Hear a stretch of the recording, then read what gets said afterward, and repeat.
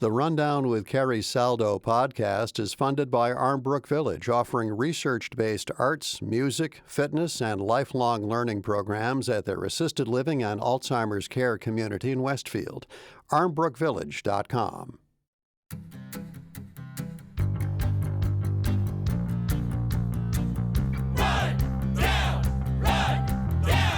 This is The Rundown, NEPM's weekly news and review from Western Mass.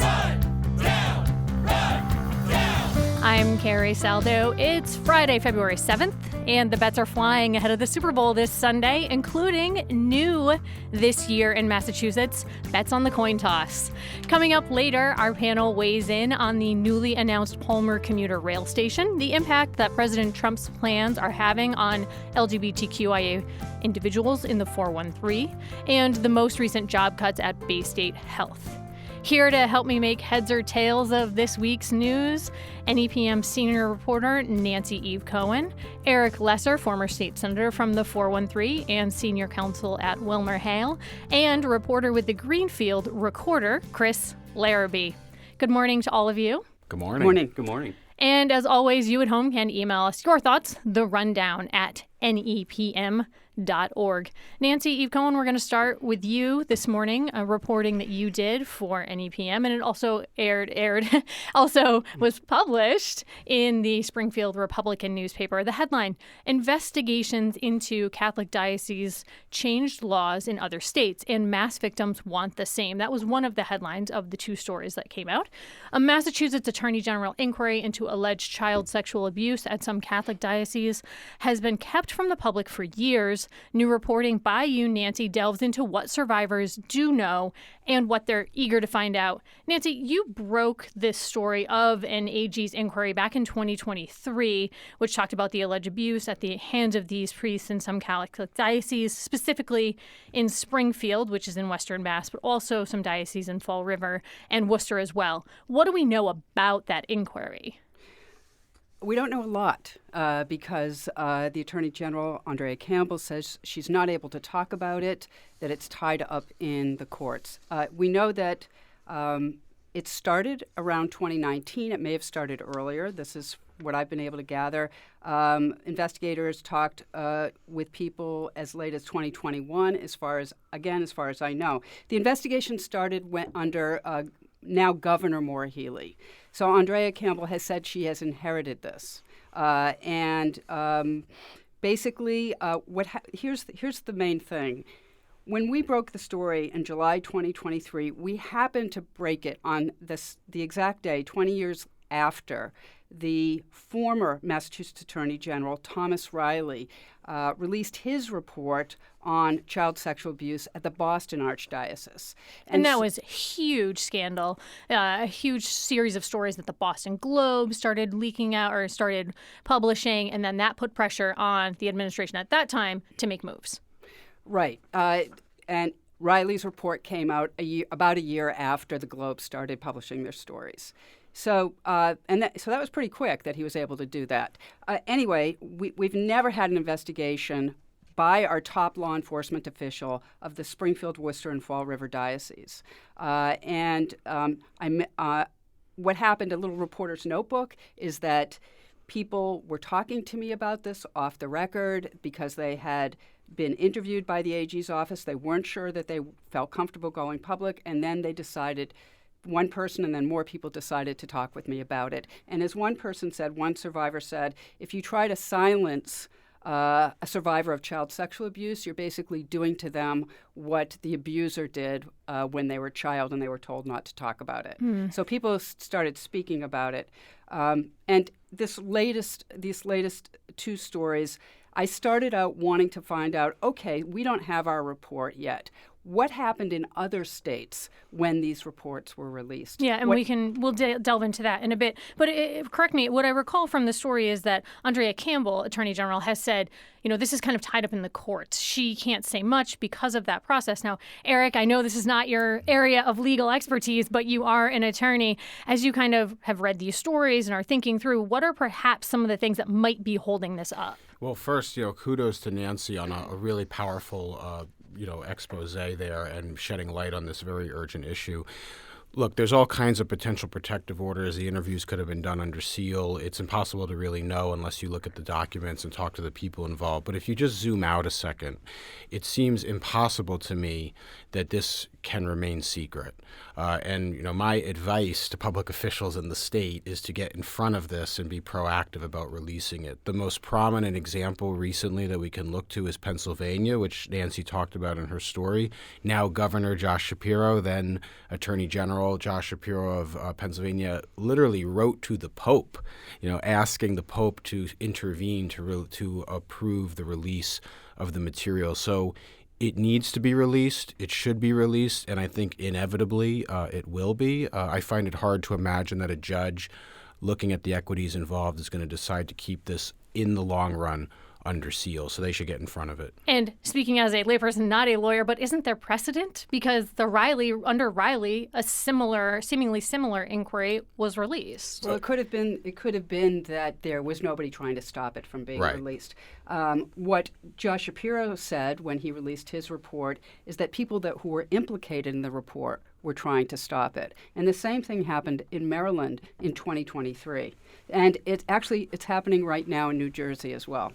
Yeah. And so for folks who want this information out there, what are some of the survivors of this, what are they hopeful that this might move the needle on here in Massachusetts? There are a couple of things that these reports have done in other places. One is they have changed laws. They have extended the statute of limitations.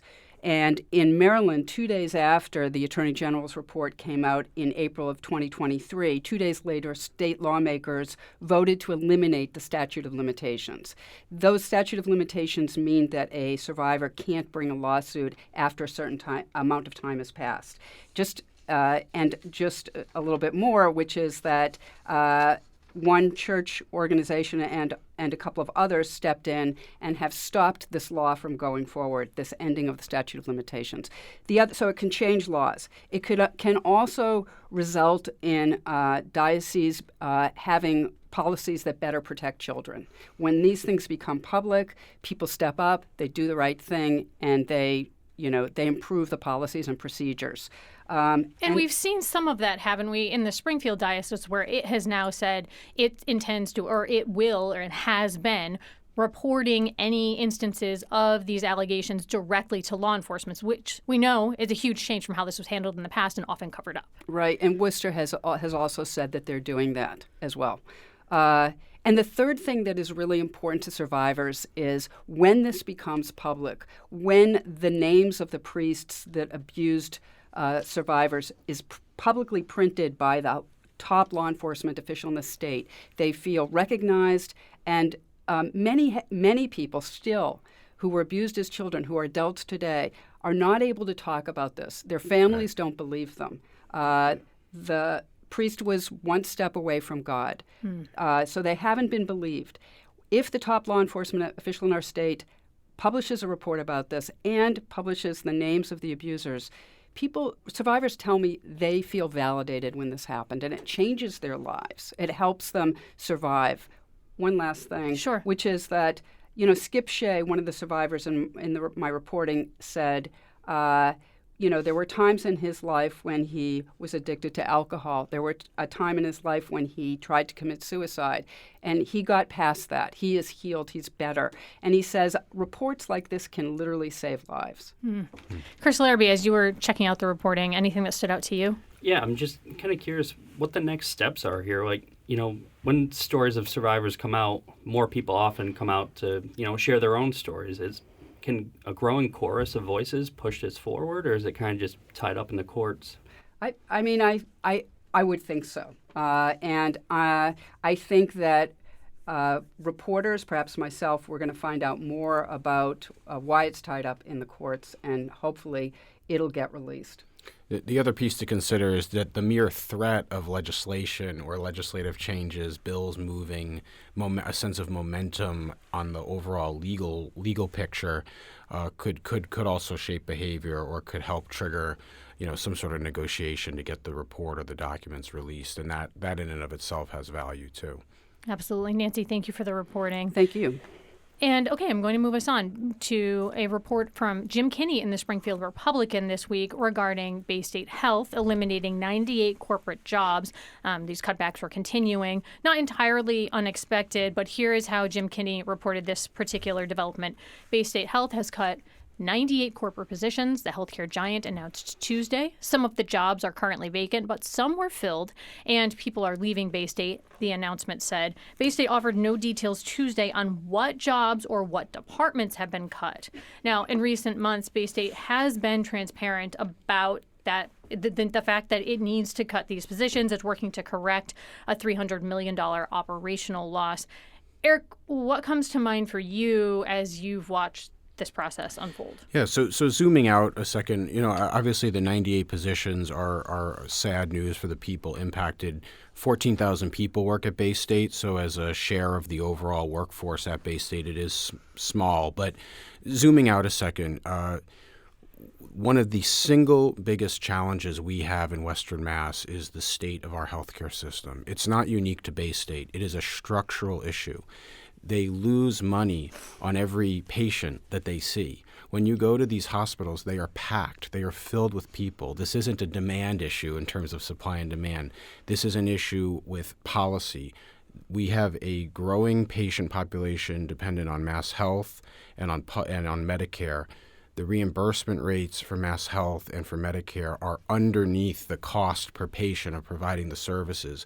So they have historically had to rely on commercial payers, people with private insurance, to kind of plug the gap, make up the gap.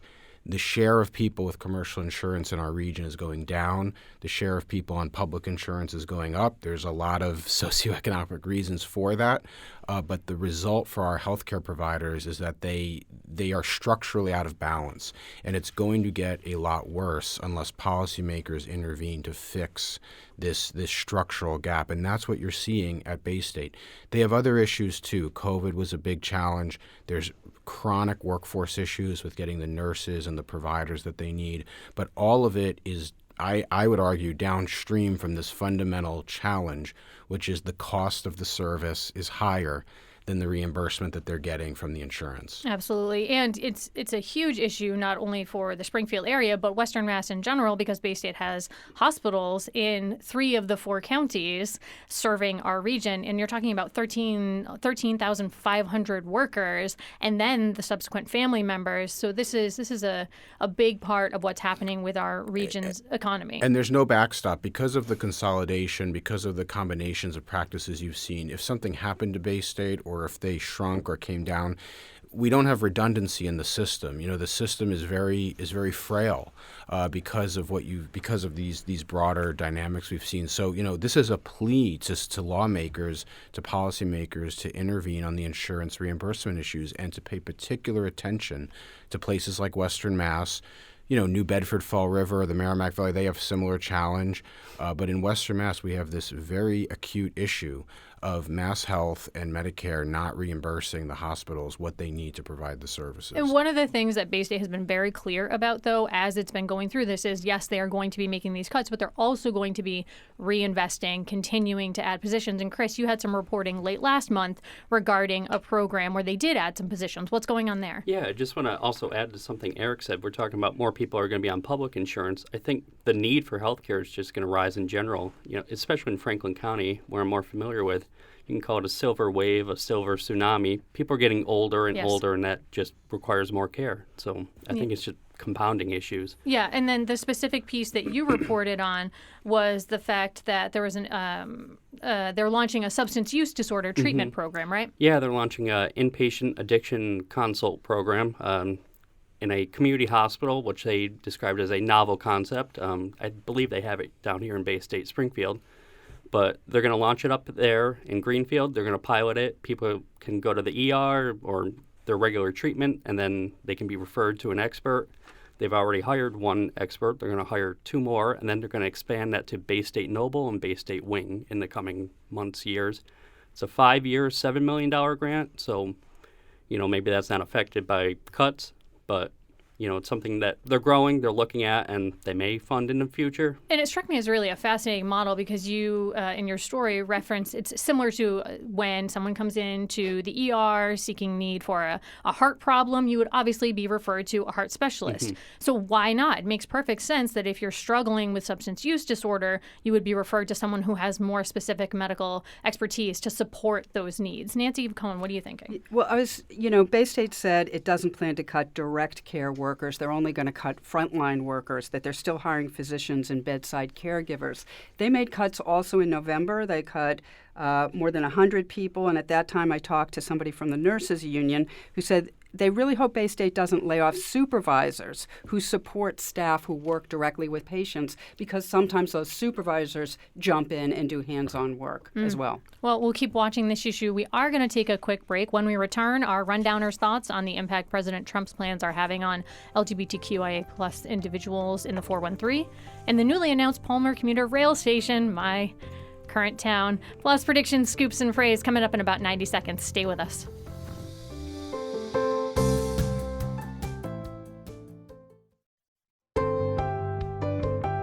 Welcome back to The Rundown. I'm Carrie Saldo, joined in studio this morning by Nancy Eve Cohen, Chris Larrabee, and Eric Lesser. And if you have thoughts on this morning's show, you can email the rundown at nepm.org. All right, back into the fray. On Wednesday, a coalition of 15 attorneys general reaffirmed their commitment to protecting access to gender-affirming care. This is a move that was headed up by the Massachusetts Attorney General, Andrea Joy Campbell, who we talked about in the first part of the show for a different issue. And it's a direct result of the Trump administration's recent executive orders.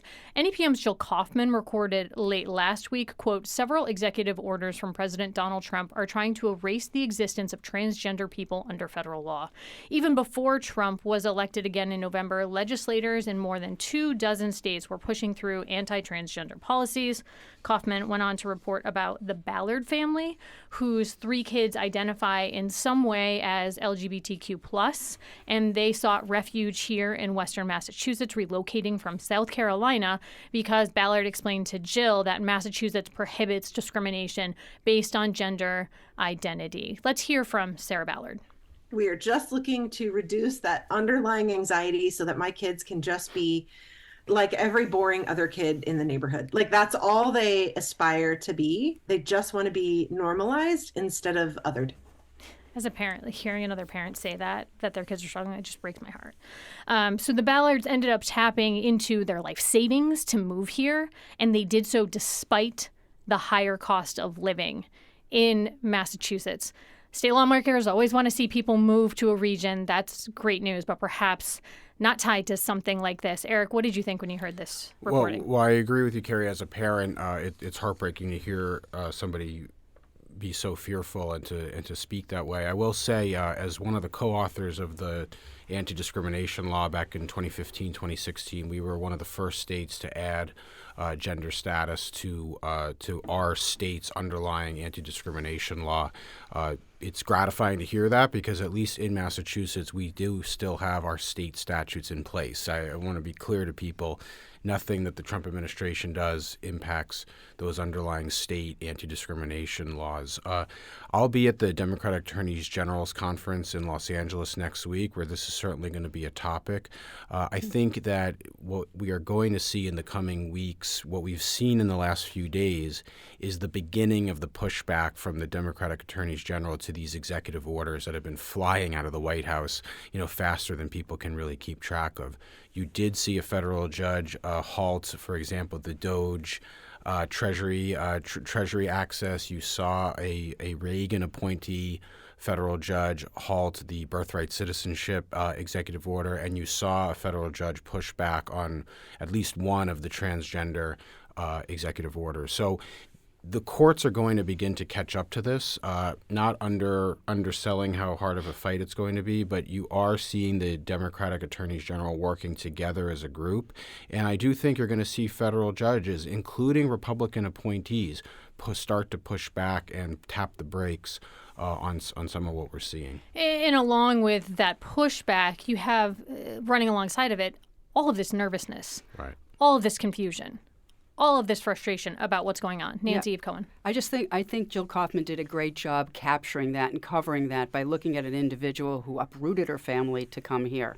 I also noted that Attorney General Andrea Campbell is stepping up to the plate to protect children in this case. And hopefully she will do that when it comes to the investigation of the diocese of child sexual abuse there. Chris Larrabee, you looked at a different facet of this issue, looking at a woman in South Deerfield who ended up being detained, arrested at the Capitol.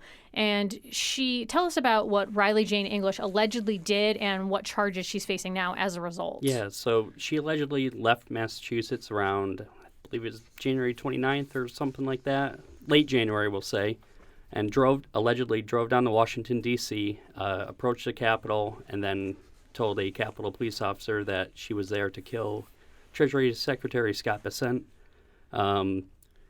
They searched her. They found two 50-milliliter bottles of vodka that had gray cloths attached to it, like they were Molotov cocktails. And a lighter, right? And with the intention. Yeah, with the intention of throwing a Molotov at the Treasury Secretary. She also allegedly said that she was looking for Defense Secretary Pete Hegseth and House Speaker Mike Johnson. So she's been detained. She waived her written findings, and she is detained at the Capitol. A hearing set for April 1st. In her defense, I don't know what you want to call it exactly. I read there. that her public defender said that she, quote, has faced ridicule, discrimination, abuse, and scorn from family and friends because of her identity. And they went on to say that English has no prior criminal history and has suffered several personal losses in recent years. And what I read in your reporting is that what's been happening with the Trump administration seemed kind of like the last straw for this individual. Yeah, I think, a lot of these people that are, in these situations just feel terror right now at, the uncertainty they're facing, and I think that terror can drive you to do something.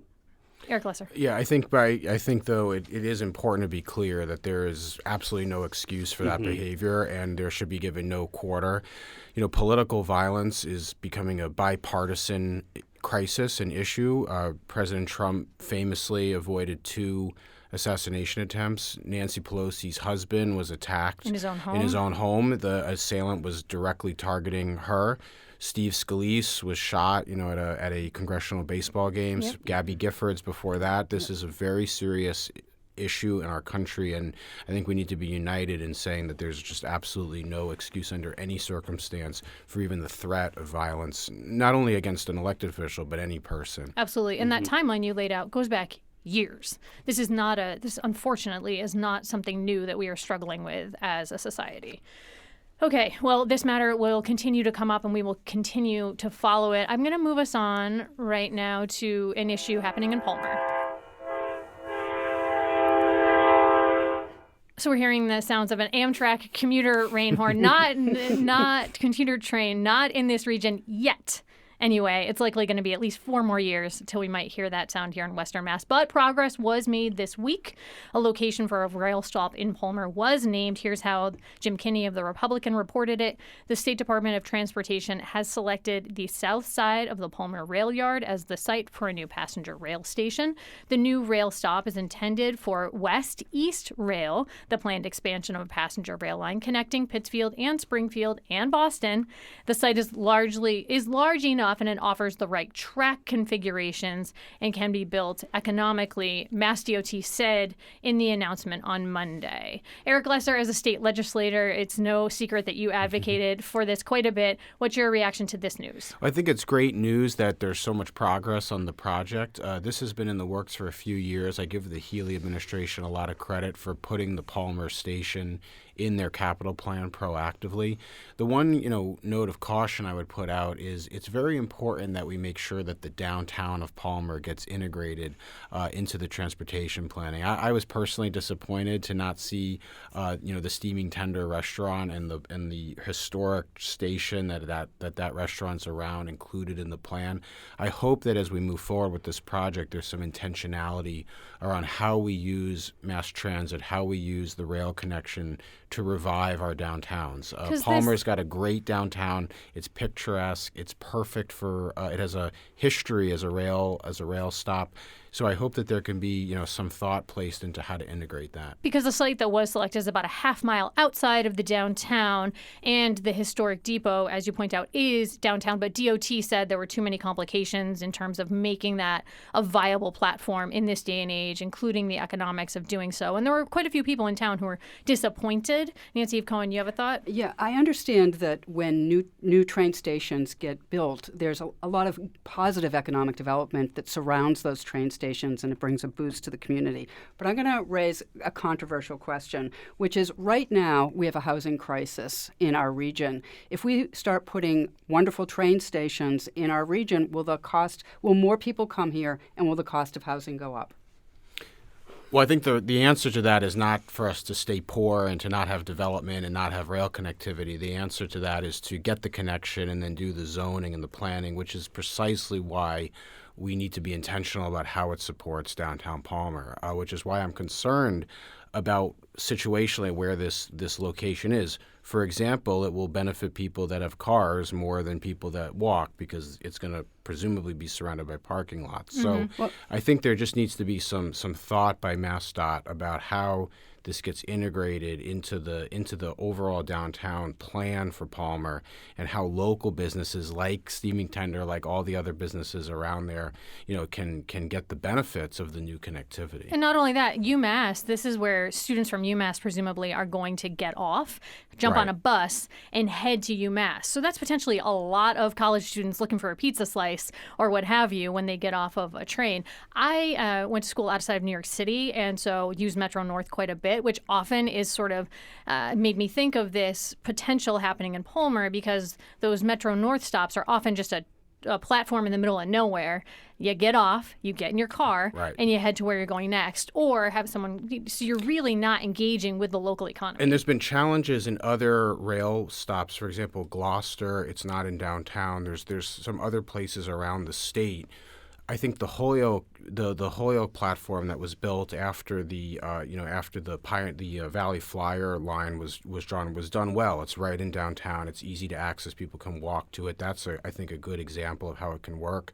The Northampton one is right downtown, but not everywhere. So we need to look at the places that have been a success in the state and the places where there's been some challenges. And one consistent theme is if you don't put it where the businesses are and where the public transit links are, you're going to have challenges. Well, to be continued. And as Jim Kinney reported, conceptual design happens next. They're essentially potentially a groundbreaking in the next 2 years, and maybe trains by 2029. We'll see. I do want to say that we received a few emails, and I'm just doing this in real time, so bear with me. One regarding our discussion about Baystate Health. And this email says, my husband has worked at Baystate for over 30 years in the clinical engineering department. He's a manager and had to submit the names of people to be let go. These were not corporate jobs. These people maintained and repaired imaging equipment, from MRIs to X-ray machines, CT scan machines, and more. We keep wondering if he will be next. It is a stressful time for BHS employees. Marjorie, thank you for that email. All right, we have a little time now where we can go on to discuss our Scoops, Praise, and Prediction, where we ask the panel to make a prediction about the news, talk about a story they're working on, or heap some praise on a newsworthy nugget. Nancy Eve Cohen, I'll start with you. Yeah, my prediction, I have two predictions. One is a fun one. I think on Sunday at the Super Bowl, we're going to have some shots of I'm sorry, I'm completely blanking. I'll come back to that. Okay, but what I was going to say about my own reporting is this. Somebody, either myself or another reporter, will figure out what is stopping this report from being released. It will happen. Yeah. Chris Larrabee, how about for you? Mm-hmm. Yeah, I got two. I got one short one. A little tongue-in-cheek. I don't think we'll be seeing a presidential pardon for Deerfield. Yeah. And then, reporting-wise, I think looking at education, Frontier Regional School District is going to be looking at their graduation requirements in the wake of Question 2 this week. Their proposals keep MCAS in the mix a little bit because they use that for curriculum development. And, I think it's a challenge because there's parents have reached out to us that, we voted to get rid of MCAS as a graduation requirement, and here is a district maybe trying to put it in again. Eric Lesser, briefly this morning, about 10, 15 seconds. I'm going to go out on a limb and I'm going to say the real star of the Super Bowl is going to be Taylor Swift. Okay, that's what I was trying to say. We're going to get a great shot of her. Well, we'll talk about that on next week's show, absolutely for sure. My apologies to Juan, who also emailed in. I'm sorry we ran out of time and couldn't get your email. My thanks to this week's panel, Eric Lesser, Chris Larrabee, and Nancy Eve Cohen. I'm Carrie Saldo. See you next week.